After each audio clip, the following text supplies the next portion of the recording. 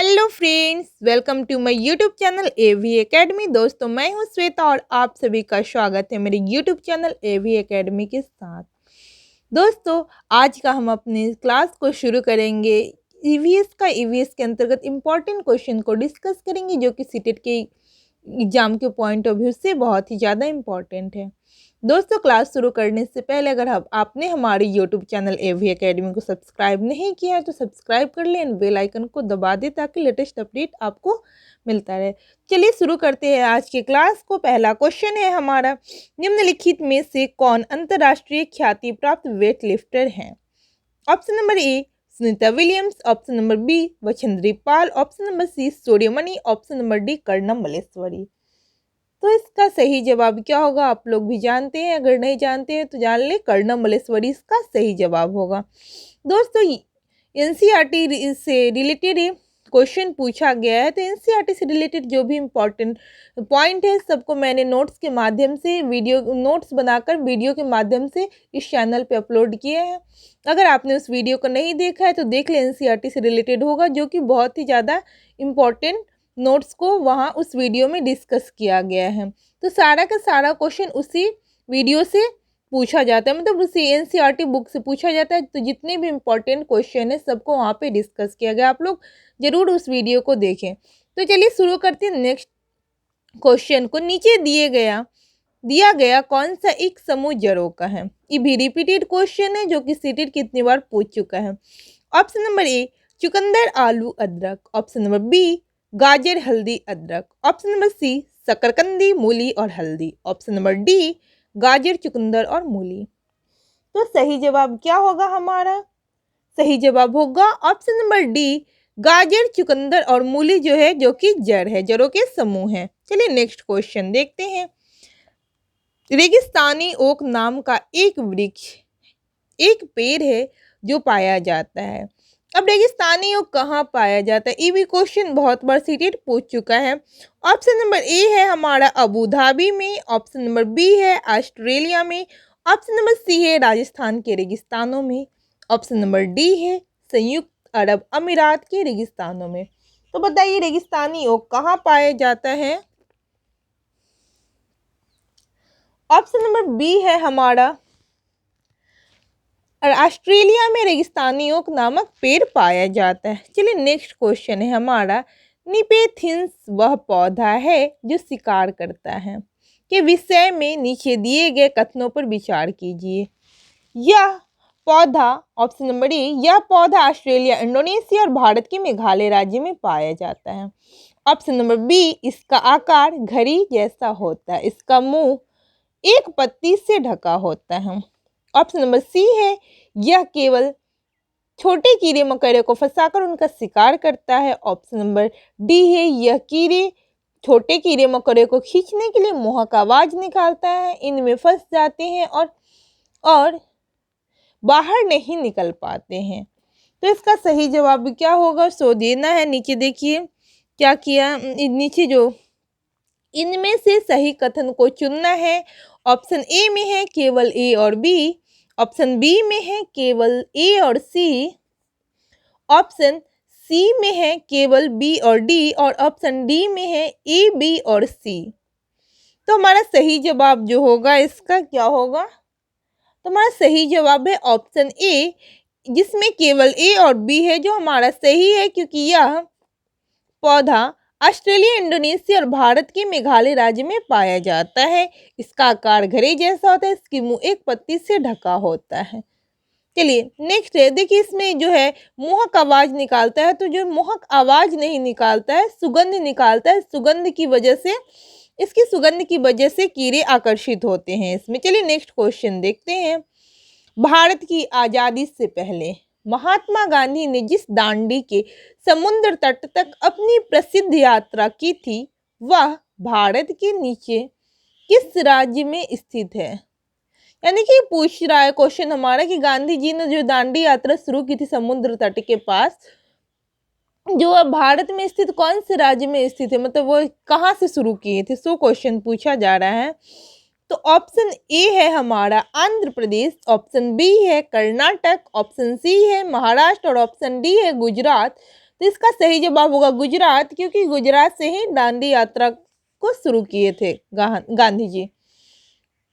Next question है हमारा उच्च ज्वर। उच्च ज्वर जो है तेज बुखार के साथ कपकपी, जिसका उपचार सिनकोना पेड़ की छाल से किया जा सकता है, वह है मियादी बुखार, मलेरिया, चिकनगुनिया और डेंगू। तो क्या होगा? मियादी बुखार जो है, उच्च ज्वर जो है, तेज बुखार जो हो रहा है, सॉरी क्वेश्चन है हमारा उच्च ज्वर यानी कि तेज बुखार के साथ कपकपी जो होती है, तो किसका लक्षण है? जिसके उपचार के लिए सिनकोना पेड़ की छाल से किया जाता है जिसका उपचार। तो ऑप्शन नंबर बी हमारा सही होगा, मलेरिया में सिनकोना पेड़ की छाल से उसका उपचार किया जाता है। चलिए नेक्स्ट क्वेश्चन देखते हैं हम। चिराव नाच कहाँ के लोग करते हैं? अब चिराव नाच कहाँ के लोग करते हैं, इसका जवाब दीजिए आप लोग। हमारा पहला ऑप्शन है झारखंड, दूसरा ऑप्शन है मिजोरम, तीसरा ऑप्शन है मणिपुर, चौथा ऑप्शन मेघालय। तो सही जवाब क्या होगा? चिराव नाच कहाँ के लोग करते हैं? तो मिजोरम के लोग जो है जो चिराव नाच करते हैं। तो ऑप्शन नंबर बी हमारा सही है। चलिए नेक्स्ट क्वेश्चन देखते हैं हम। नेक्स्ट क्वेश्चन है तमिलनाडु के निकटवर्ती राज्य। ये मैप से क्वेश्चन पूछा गया है। मैं एक वीडियो मैप से रिलेटेड भी बनाई हूँ और नेक्स्ट वीडियो में मैप से रिलेटेड मैप दिखा के बनाऊंगी। तो चलिए अभी देख लेते हैं इस क्वेश्चन को। तमिलनाडु के निकटवर्ती राज्य पूछ रहे। तमिलनाडु भारत के दक्षिणी छोर में पाया जाता है। तो चलिए देखते हैं कि ऑप्शन ए है हमारा आंध्र प्रदेश, उड़ीसा और कर्नाटक। तो तमिलनाडु के निकटवर्ती यानी कि सबसे निकट वाला राज्य पूछ रहा है इसमें से। ऑप्शन बी है हमारा केरल, आंध्र प्रदेश और महाराष्ट्र। ऑप्शन सी है कर्नाटक, छत्तीसगढ़ और केरल। ऑप्शन डी है आंध्र प्रदेश, केरल और कर्नाटक। तो तमिलनाडु के निकटवर्ती राज्य कौन सा है? तो ऑप्शन नंबर डी जो होगा हमारा आंध्र प्रदेश, केरल और कर्नाटक जो तमिलनाडु से काफी निकटवर्ती यानी कि सटा हुआ क्षेत्र है। तो यही हमारा सही जवाब होगा। मैप के थ्रू इसको ज़्यादा अच्छे से डिस्कस किया जाएगा तो वहाँ पे ज़्यादा समझ आएगा आप लोग को और ध्यान में भी रहेगा। चलिए नेक्स्ट क्वेश्चन हम देखते हैं। नेक्स्ट क्वेश्चन है हमारा एनसीएफ 2005 के अनुसार निम्नलिखित में से क्या प्राथमिक स्तर पर पर्यावरण अध्ययन शिक्षण का उद्देश्य नहीं होना चाहिए? यानी कि इसमें पूछ रहा कौन सा पर्यावरण शिक्षण का उद्देश्य नहीं होना चाहिए। ऑप्शन नंबर ए है हमारा विशेषतः प्राकृतिक पर्यावरण के प्रति बच्चों की जिज्ञासा एवं सृजनात्मकता को बढ़ावा देना। ऑप्शन बी है अवलोकन, वर्गीकरण और निष्कर्ष निकालने आदि प्रक्रियाओं के माध्यम से बुनियादी संज्ञानात्मक और गत्यात्मक कौशल प्राप्त करने के लिए खोजबीन से जुड़ी और हाथों से करने वाले कार्यों के में बच्चों को संलग्न करना। ऑप्शन सी है प्राकृतिक, सांस्कृतिक व सामाजिक पर्यावरण के बीच बच्चों को पहचानने व समझने में बच्चों को प्रशिक्षित करना। और हमारा लास्ट ऑप्शन है ऑप्शन नंबर डी पर्यावरणीय समझ के द्वारा बच्चों के सटीक संख्यानात्मक कौशलों का विकास करना। तो देखिए क्वेश्चन हमसे क्या पूछा, क्वेश्चन हमारा निगेटिव है क्योंकि पूछ क्या रहा है एनसीएफ 2005 के अनुसार निम्नलिखित में से क्या प्राथमिक स्तर पर पर्यावरण अध्ययन शिक्षण का उद्देश्य नहीं है। तो इसका सही जवाब क्या होगा? कौन सा है जो नहीं है, उद्देश्य नहीं है? तो ऑप्शन नंबर डी हमारा इसका होगा क्वेश्चन के मुताबिक कि पर्यावरणीय समझ के द्वारा बच्चों में सटीक संख्यानात्मक कौशल का विकास करना। यही हमारा सही जवाब। नेक्स्ट क्वेश्चन देखते हैं। पर्यावरण अध्ययन कक्षा 3 से 4-5 के लिए एक विषय क्षेत्र को संकलित करता है। ऑप्शन है हमारा विज्ञान की अवधारणाओं और मुद्दों को। ऑप्शन बी है पर्यावरण शिक्षा, सामाजिक अध्ययन और विज्ञान की अवधारणाओं और मुद्दों को। ऑप्शन सी है विज्ञान और सामाजिक विज्ञान की अवधारणाओं और मुद्दों को। ऑप्शन डी है पर्यावरणीय शिक्षा और विज्ञान की अवधारणाओं और मुद्दों को। तो सही जवाब क्या होगा हमारा? सही जवाब होगा हमारा पर्यावरणीय शिक्षा, सामाजिक अध्ययन और विज्ञान की अवधारणाओं और मुद्दों को। चलिए नेक्स्ट क्वेश्चन देखते हैं हम। निम्नलिखित में से क्या पर्यावरण अध्ययन के संदर्भ में सही है? अब क्या पर्यावरण संदर्भ के अध्ययन के संदर्भ में सही है उसको देखते हैं। ऑप्शन ए है पर्यावरण अध्ययन एक विषय है जो कक्षा 1 से 5 तक की कक्षाओं में पढ़ाया जाता है। ऑप्शन बी है 1 से 2 की कक्षाओं के लिए भाषा और गणित के माध्यम से पर्यावरण अध्ययन पढ़ाया जाता है। ऑप्शन सी है 2, 3 और 4 की कक्षाओं के लिए पर्यावरण अध्ययन से जुड़े मुद्दे को भाषा और गणित के माध्यम से पढ़ाया जाता है। ऑप्शन नंबर डी है हमारा 1 और 2 तक की कक्षाओं के लिए पर्यावरण अध्ययन से जुड़े मुद्दे विज्ञान और सामाजिक विज्ञान द्वारा पढ़ाया जाता है। तो क्वेश्चन जो है हमारा देखिए इंपॉर्टेंट क्वेश्चन है। क्या पूछ रहा है, निम्नलिखित में से क्या है जो पर्यावरण अध्ययन के संदर्भ में सही है। तो इसका जवाब जो होगा हमारा ऑप्शन नंबर बी होगा जो सही है, क्योंकि कक्षा 1 और 2 यानी कि कक्षा 1 और 2 प्रथम और द्वितीय वर्ग की जो छात्र हैं बच्चों जो हैं कक्षाओं के लिए भाषा और गणित यानी कि भाषा और गणित के माध्यम से पर्यावरण अध्ययन कराया जाता है, क्योंकि कक्षा 1 और 2 में कोई स्पेशल पर्यावरण का बुक नहीं होता है, तो भाषा और गणित के माध्यम से ही पर्यावरण अध्ययन करवाया जाता है। चलिए नेक्स्ट क्वेश्चन देखते हैं हम। बच्चों को पर्यावरण अध्ययन को सीखने के लिए खोजने के द्वारा पर्याप्त समय दिया जाता है। यह इंगित करता है कि क्या इंगित कर रहा है। ऑप्शन ए है पर्यावरण अध्ययन याद करके सीखा जाता है। ऑप्शन बी है पर्यावरण अध्ययन सूचनाओं के द्वारा सीखा जाता है। ऑप्शन सी है पर्यावरण अध्ययन बाल केंद्रित है। ऑप्शन डी है पर्यावरण अध्ययन जो है जो शिक्षक केंद्रित है। तो सही जवाब क्या होगा, पर्यावरण अध्ययन जो है जो हमारा बाल केंद्रित है। चलिए नेक्स्ट क्वेश्चन देखते हैं हम। निम्नलिखित में से कौन सा पर्यावरण अध्ययन पाठ्यक्रम के सुझावित प्रकरणों का उप प्रकरण है। फिर से इस क्वेश्चन को बोलते हैं। निम्नलिखित में से कौन सा पर्यावरण अध्ययन पाठ्यक्रम के सुझावित प्रकरणों का उप प्रकरण है, यानी कि थीम और उप थीम के बारे में पूछ रहा है। देखिए बस यहाँ पे थीम और उप थीम की जगह पे क्या लिखा गया, पाठ्यक्रम के सुझावित प्रकरणों का उप प्रकरण है, यानी कि उप थीम पूछ रहा, उप प्रकरण मतलब हो गया यहाँ पे।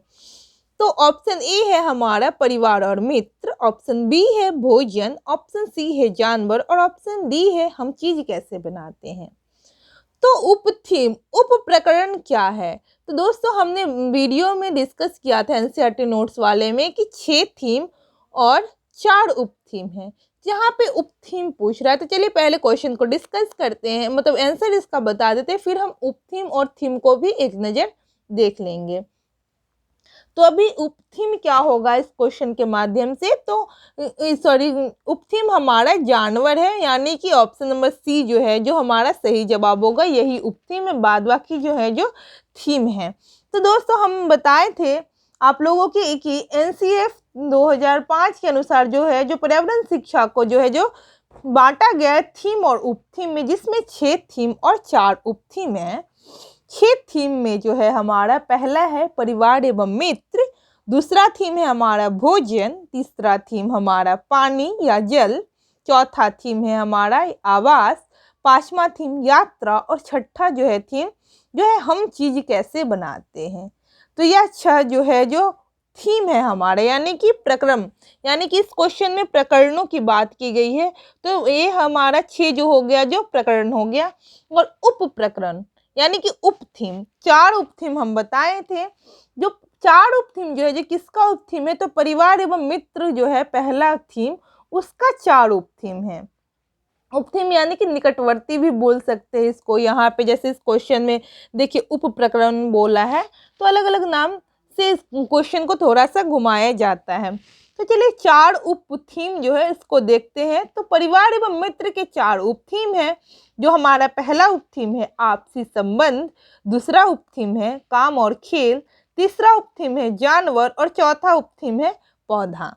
तो जैसे कि क्वेश्चन में दे दिया उप थीम, तो जानवर दिया है, तो ये हमारा सही जवाब होगा, क्योंकि यही हमारा उप थीम है उस चारों में से, बाद बाकी जो भी है जो हमारा थीम है। चलिए नेक्स्ट क्वेश्चन देखते हैं हम। नेक्स्ट क्वेश्चन है हमारा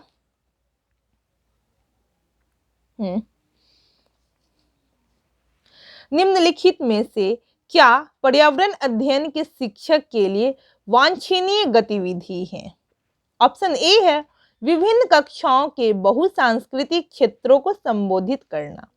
ऑप्शन बी है पर्यावरण अध्ययन की अवधारणाओं से संबंधित महत्वपूर्ण सूचनाओं को बच्चों को देने के लिए प्रेरित करना। ऑप्शन सी है पर्यावरण अध्ययन के 6 उप प्रकरणों का रेखीय आयोजन करना। ऑप्शन डी है केवल पाठ्य पुस्तकों पर आश्रित रहना। तो सही जवाब क्या होगा हमारा?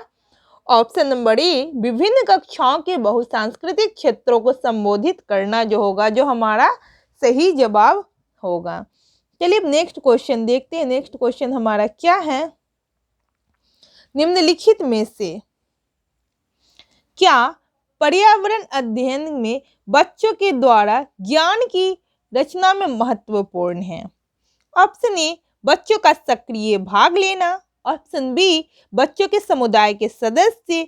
ऑप्शन सी पर्यावरण अध्ययन की पाठ्य पुस्तकें। ऑप्शन डी पर्यावरण अध्ययन की पाठ्य पुस्तकों में दी गई व्याख्या और परिभाषा।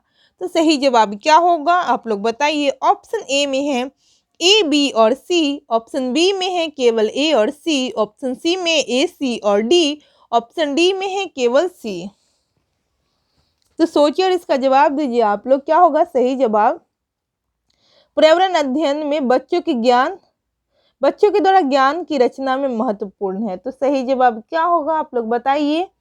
हाँ, सही जवाब हमारा जो होगा ऑप्शन नंबर ए जो है, जो हमारा सही जवाब होगा, क्योंकि बच्चों का सक्रिय भाग लेना जो है, जो ज्ञान के निर्माण करने में मतलब कि कारगर होता है। फिर ऑप्शन नंबर बी जो है बच्चों के समुदाय के सदस्य, ये भी सही होगा। और ऑप्शन सी जो है पर्यावरण अध्ययन की पाठ्य पुस्तक, ये भी सही होगा। तो ए, बी और सी जो होगा हमारा सही जवाब है। चलिए नेक्स्ट क्वेश्चन देखते हैं हम लोग। हमारा नेक्स्ट क्वेश्चन है, एक मिनट, हाँ तो हमारा नेक्स्ट क्वेश्चन है बच्चों को पर्यावरण अध्ययन सीखने में प्रभावशाली तरीके से जोड़ा जा सकता है। ऑप्शन ए है वृत्तांत। ऑप्शन बी है कहानियां। ऑप्शन सी है शिक्षक द्वारा अवधारणाओं की प्रभावशाली व्याख्या। ऑप्शन डी है शिक्षक द्वारा अवधारणाओं का प्रभावशाली प्रदर्शन और व्याख्या। तो ऑप्शन ए में देखते हैं ए, सी और डी। ऑप्शन बी में देखते हैं केवल ए और बी। ऑप्शन सी में देखते हैं केवल सी और डी। और ऑप्शन डी में देखते हैं ए, बी और सी। तो सही जवाब दीजिए कि क्या होगा इसका? सही जवाब हमारा होगा ए और बी, क्योंकि बच्चों को पर्यावरण अध्ययन सीखने में प्रभावशाली तरीके से जोड़ा जा सकता है। ए यानी कि वृत्तांत, और दूसरा है हमारा कहानी और वृत्तांत के द्वारा अच्छे तरीके से जोड़ा जा सकता है। तो ऑप्शन नंबर ए और बी जो होगा, जो हमारा सही होगा। चलिए नेक्स्ट क्वेश्चन देखते हैं। नेक्स्ट क्वेश्चन है हमारा पर्यावरण अध्ययन के शिक्षक के द्वारा बच्चों को जानवरों का अवलोकन और उनका चित्र बनाने को प्रेरित करने का उद्देश्य है। ऑप्शन ए है बच्चों में सृजनात्मकता का विकास करना। ऑप्शन बी है बच्चों में अवलोकन और रचना कौशलों का विकास करना। ऑप्शन सी है बच्चों में सौंदर्यगत संवेदना का विकास करना। कि ऑप्शन ए में केवल ए, ऑप्शन बी में केवल ए, सी, ऑप्शन सी में केवल बी और ऑप्शन डी में ए, बी और सी। तो सही जवाब क्या होगा इसका? तो option number D A, B और सी जो है तीनों सही है। पर्यावरण क्या है? पर्यावरण अध्ययन के शिक्षकों द्वारा बच्चों को जानवरों और अवलोकन और उनका चित्र बनाने के लिए प्रेरित करने का उद्देश्य में हमारे तीनों ऑप्शन जो है बच्चों में सृजनात्मकता का विकास करना भी सही है, बच्चों में अवलोकन और रचना कौशल का विकास सही है, बच्चों में सौंदर्यगत संवेदना का विकास सही, यानी कि ए, बी और सी जो है, जो हमारा इसमें तीनों ऑप्शन जो होगा जो हमारा सही है। नेक्स्ट क्वेश्चन देखते हैं। हमारा नेक्स्ट क्वेश्चन क्या है? तो नेक्स्ट क्वेश्चन है हमारा पर्यावरण अध्ययन में शिल्पकला और चित्रकला को समूह में करके सीखने पर बल दिया जाता है, क्योंकि कक्षा की अनुशासनहीनता को रोकने के लिए समूह में सीखना शिक्षकों के लिए एक आसान और बहुत प्रभावशाली युक्ति है। नेक्स्ट ऑप्शन है हमारा समूह में सीखना सहपाठी द्वारा सीखने को प्रोत्साहित करता है। ऑप्शन सी है समूह में सीखना कक्षा में सामाजिक अंतःक्रिया को बेहतर करता है। ऑप्शन डी है समूह में सीखना पर्यावरण अध्ययन के पाठ्यक्रमों को समय पर पूरा करने में सहायता करता है। तो चलिए नेक्स्ट देखते हैं क्या है हमारा ऑप्शन ए में है ए और डी, ऑप्शन बी में है केवल बी और सी, डी, ऑप्शन सी में केवल बी और सी और ऑप्शन डी में है केवल सी और डी। तो सही जवाब क्या होगा इसका? तो सही जवाब है इसका ऑप्शन नंबर सी, केवल बी और सी जो है जो सही होगा, क्योंकि पर्यावरण अध्ययन में शिल्पकला और चित्रकला को समूह में करके सीखने पर बल दिया जाता है। क्यों किया दिया जाता है? तो ऑप्शन नंबर बी जो है हमारा समूह में सीखना सहपाठी द्वारा सीखने को प्रोत्साहित करता है, तो सही है। और फिर इसके अलावा एक और ऑप्शन है जो इसमें सही है, तो ऑप्शन नंबर बी भी सही है। बी के बाद है ऑप्शन नंबर सी, समूह में सीखना कक्षा में सामाजिक अंतःक्रिया को बेहतर करता है। तो ऑप्शन नंबर सी हमारा बी और सी जो होगा जो सही होगा केवल।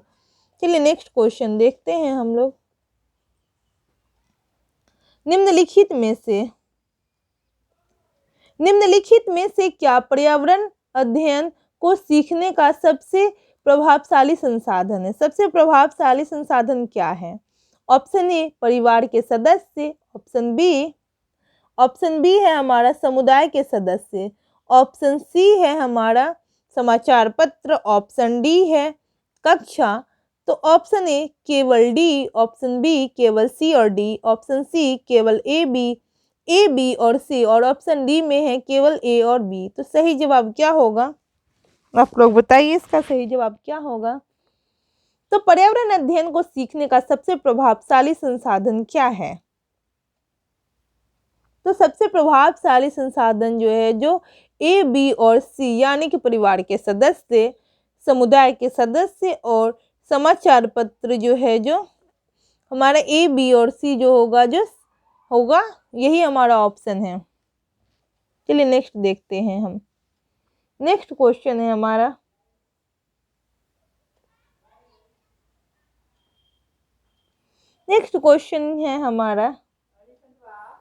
नेक्स्ट क्वेश्चन है निम्नलिखित सीखने में कौन से सिद्धांत का पर्यावरणीय अध्ययन में अनुसरण होता है?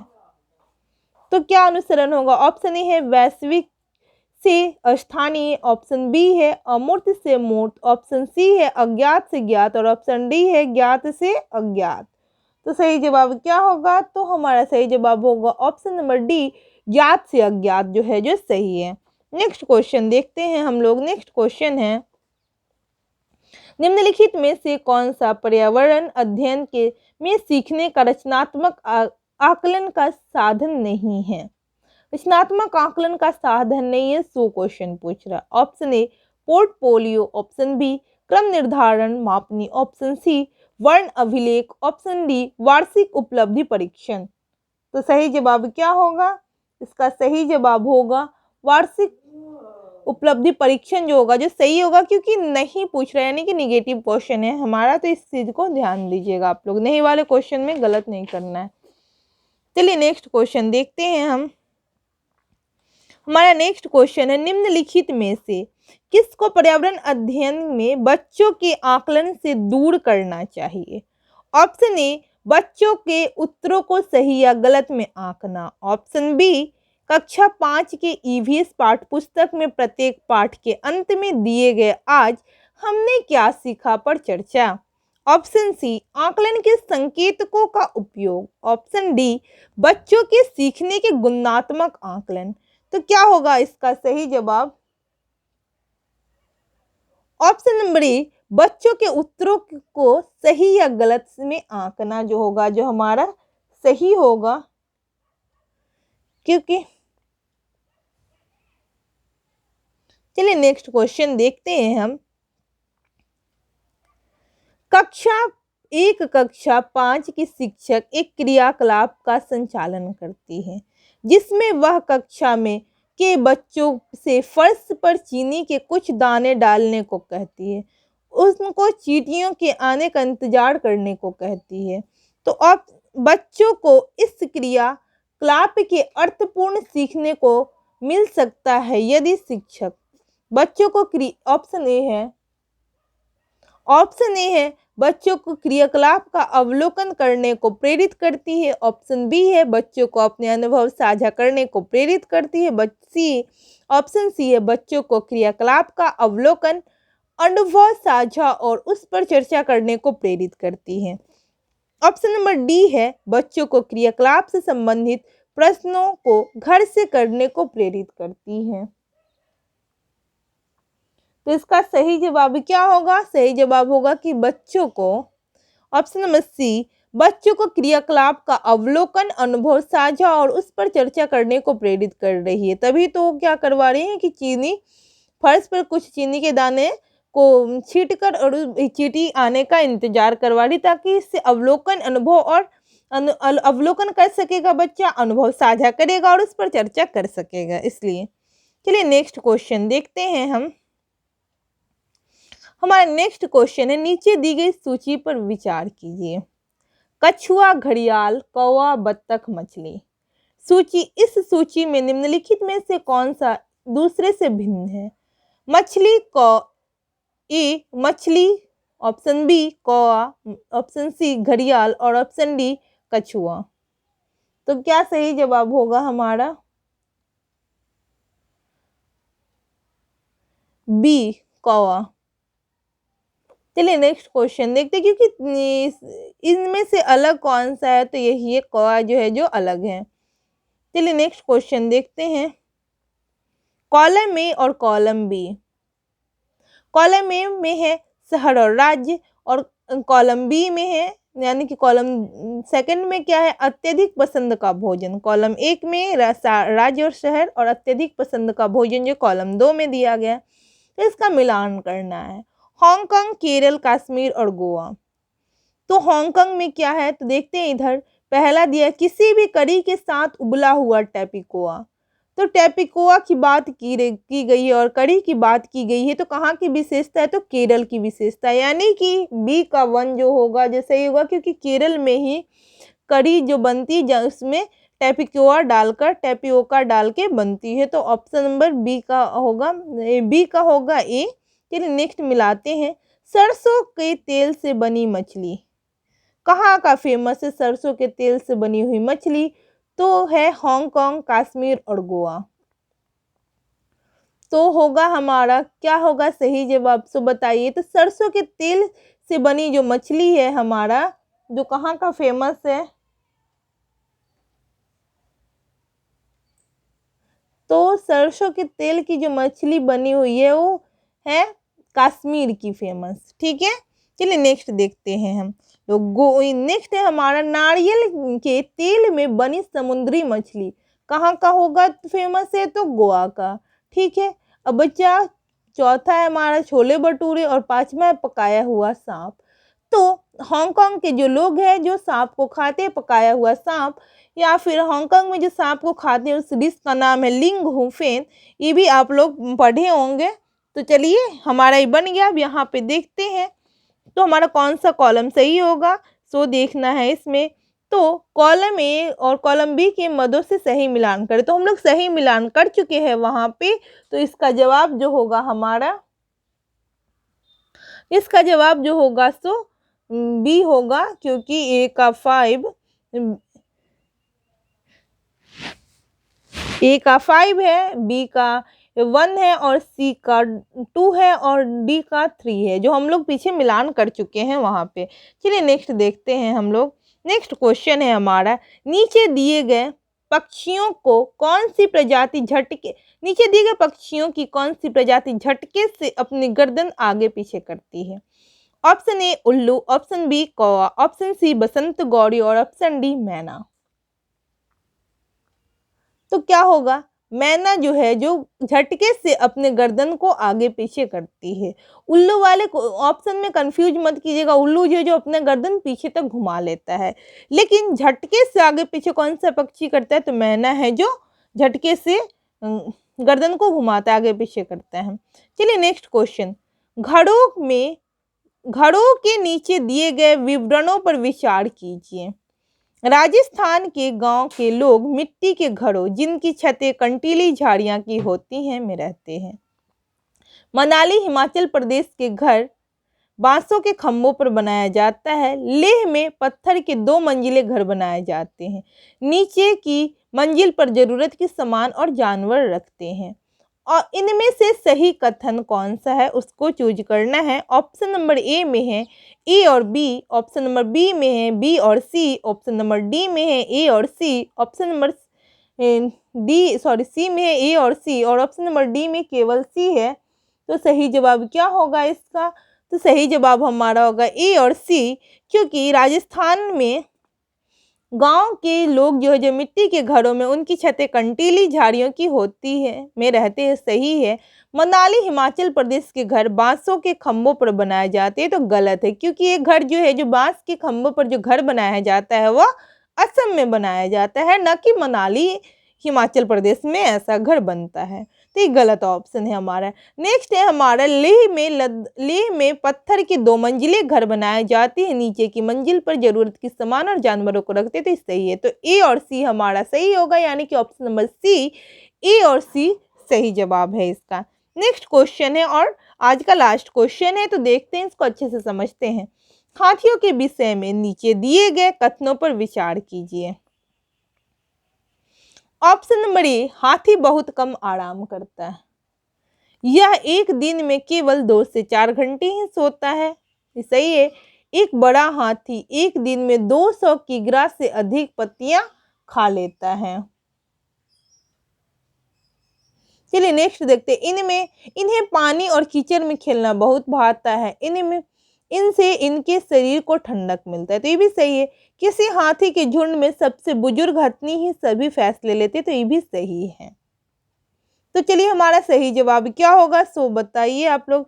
इनमें से सही जो है सो देखते हैं। तो इनमें से सही कथन है ऑप्शन ए बी और सी। बी में है बी सी और डी, ऑप्शन सी में है सी डी और ए और ऑप्शन डी में है ए बी और डी। तो सही जवाब बताइए हाथी के विषय में सही जवाब क्या होगा? ऑप्शन नंबर सी डी और ए। सी डी और ए जो है जो हमारा सही है। तो दोस्तों उम्मीद करती हूँ कि हमारा ये वीडियो आपको बहुत ही ज़्यादा हेल्प किया होगा, बहुत ही ज़्यादा हेल्पफुल है।